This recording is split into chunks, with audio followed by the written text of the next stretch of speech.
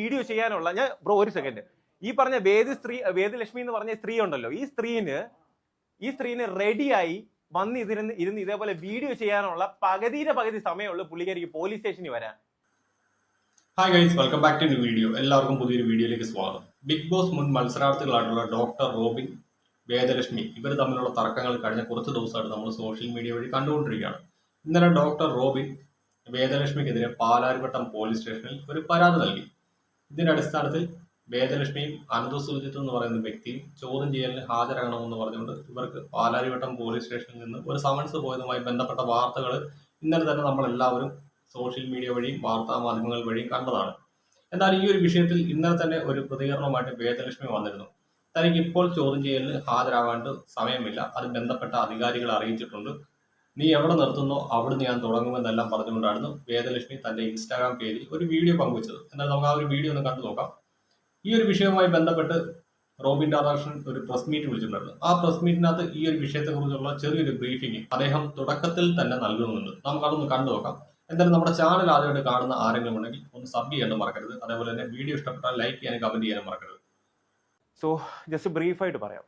ഞാൻ ബേസിക്കലി ഡോക്ടറാണ്. ഞാനൊരു അത്യാവശ്യം കുഴപ്പമില്ലാത്തൊരു ഫിനാൻഷ്യൽ ഫാമിലിയിൽ ജനിച്ച ഒരാളാണ്.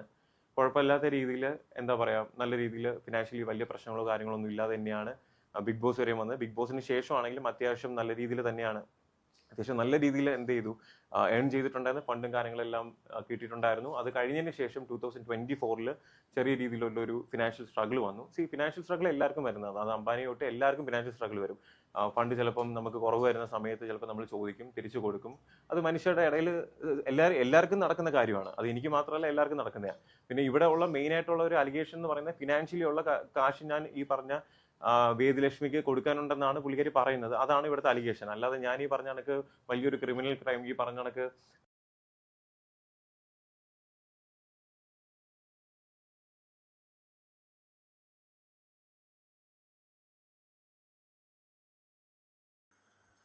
സോ ഇതാണ് അദ്ദേഹം നൽകിയ ചെറിയൊരു ബ്രീഫിങ്. ഇതുമായി ബന്ധപ്പെട്ട് വേദലക്ഷ്മിയും ഇദ്ദേഹവും തമ്മിൽ നടത്തിയ ചാറ്റുകളും മറ്റു കാര്യങ്ങളെല്ലാം ഇദ്ദേഹം ഈ ഒരു പ്രസ് മീറ്റിനകത്ത് കാണിക്കുന്നുണ്ട്. എന്നാൽ ഈ ഒരു വിഷയവുമായി ബന്ധപ്പെട്ട് ഇന്നലെ വേദലക്ഷ്മിയുടെ ഇൻസ്റ്റാഗ്രാം പേജിൽ അവർ പോസ്റ്റ് ചെയ്തിരിക്കുന്ന വീഡിയോ നമുക്കൊന്ന് കണ്ടു നോക്കാം. അതായത് ഡോക്ടർ റോബിൻ കേസ് കൊടുത്തതിനെ കുറിച്ച് അവർക്ക് പറയാനുള്ളത്. ഇന്നത്തെ എൻ്റെ ഒരു സൺഡേ തുടങ്ങിയത് ഈ ഒരു സ്റ്റോറിയും അതിൻ്റെ പേരിലുള്ള എനിക്ക് വന്ന DMഉം മെസ്സേജസും വെച്ചാണ്. സൺഡേ ആയതുകൊണ്ട് കുറച്ച് ലേറ്റ് ആയിട്ട് എഴുന്നേറ്റ് ചൊറ മെസ്സേജസ്. ഇതെന്താണ്, നാളെ രാവിലെ ഒരു 10-11 മണിയാകുമ്പോഴത്തേക്കും പാലാരിവട്ടം സ്റ്റേഷനിലെത്തണം. പരാതി കൊടുത്തിരിക്കുന്നത് റോബിൻ. എനിക്ക് റോബിനോട് പറയാനുള്ളത്, റോബിൻ, എനിക്ക് നാളെ ജോലിയുണ്ട്. നിന്നെപ്പോലെ ഞാൻ വെറുതെ ഇരിക്കുമല്ല, വിളിക്കുമ്പോൾ ഉടനെ സ്റ്റേഷനിലോട്ട് വരാൻ. രാവിലെയും ഉച്ച കഴിഞ്ഞിട്ടും ഒക്കെ വർക്കുണ്ട്. അപ്പോൾ ഇത് എനിക്ക് അവരുടെ അടുത്ത് ധരിപ്പിക്കാനുള്ളവരോട് ഞാൻ ധരിപ്പിച്ചിട്ടുണ്ട്. അവിടെ എൻ്റെ ജോലി കഴിഞ്ഞിട്ട് സൗകര്യമുള്ള സമയത്ത് ഞാൻ അവിടെ വന്ന് എൻ്റെ സൈഡ് കംപ്ലീറ്റ്ലി ഉള്ള കാര്യങ്ങൾ എനിക്ക് പറയാനുള്ളത് ഞാൻ പറഞ്ഞോളാം. അതവിടെ നിൽക്കട്ടെ. പിന്നെ ചെറിയൊരു ഓലപ്പടക്കം കണ്ടപ്പോഴത്തേക്കുമാണ് നീ ഇത്രയും കാട്ടിക്കൂട്ടുന്നത്.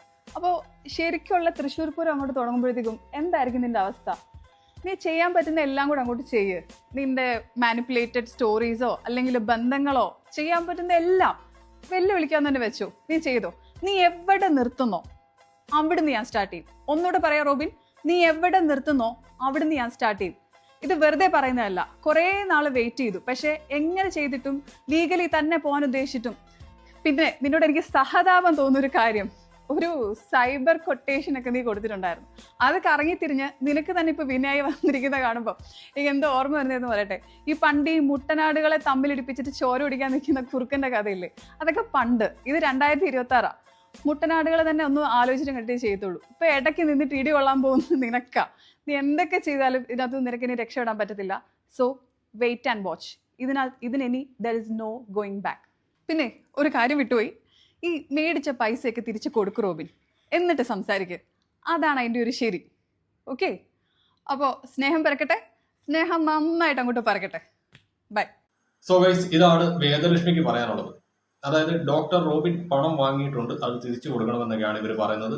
തനിക്ക് സൗകര്യമുള്ളപ്പോൾ താൻ ചെന്ന് പോലീസിനെ കണ്ട് തന്റെ സ്റ്റേറ്റ്മെന്റ് നൽകാമെന്നൊക്കെ ഇവർ പറയുന്നുണ്ട്. എന്തായാലും അതൊക്കെ അങ്ങനെ നടക്കട്ടെ. ഈ ഒരു വിഷയത്തിന് തുടക്കം എന്ന് പറയുന്നത് കഴിഞ്ഞ ബിഗ് ബോസ് സീസൺ 7 ആണ്. ആ ഒരു ടൈമിൽ ഡോക്ടർ റോബിൻ വേദലക്ഷ്മിയെ സപ്പോർട്ട് ചെയ്തുകൊണ്ട് നിരവധി വീഡിയോസ് അദ്ദേഹത്തിന്റെ സാമൂഹ്യ മാധ്യമ അക്കൗണ്ടുകളിൽ ഇട്ടിരുന്നു. അതെല്ലാം തന്നെ പെയ്ഡായിരുന്നു.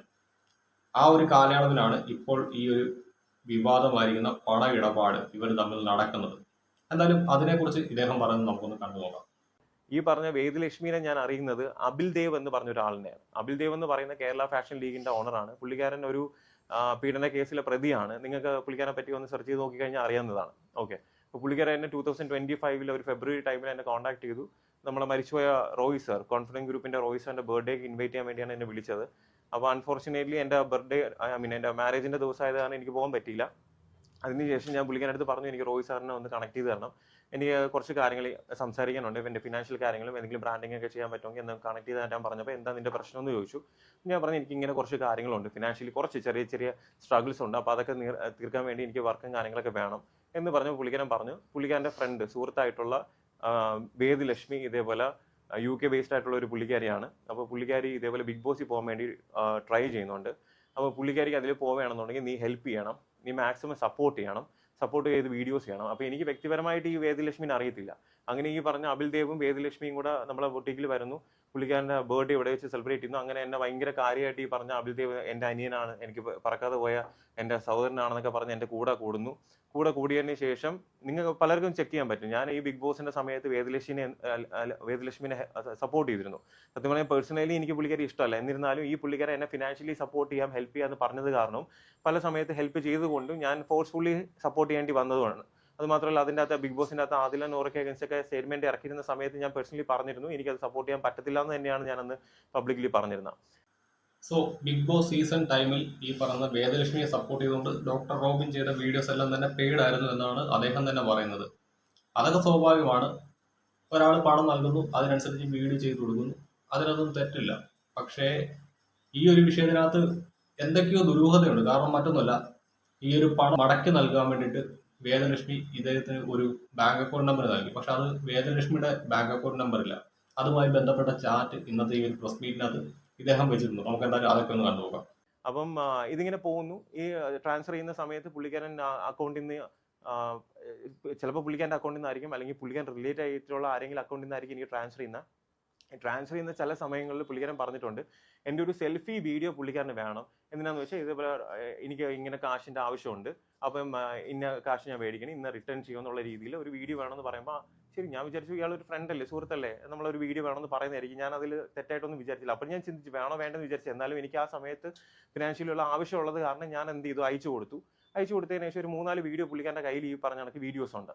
അത് കഴിഞ്ഞതിന് ശേഷം എൻ്റെ കൂടെ ഈ പുള്ളിക്കാരൻ സംസാരിക്കാറുണ്ടായിരുന്നു, പുള്ളിക്കാരൻ്റെ പേഴ്സണൽ കാര്യങ്ങൾ എന്നോട് സംസാരിക്കാറുണ്ടായിരുന്നു, എൻ്റെ പേഴ്സണൽ കാര്യങ്ങൾ പുള്ളിക്കാരൻ സംസാരിക്കാറുണ്ടായിരുന്നു.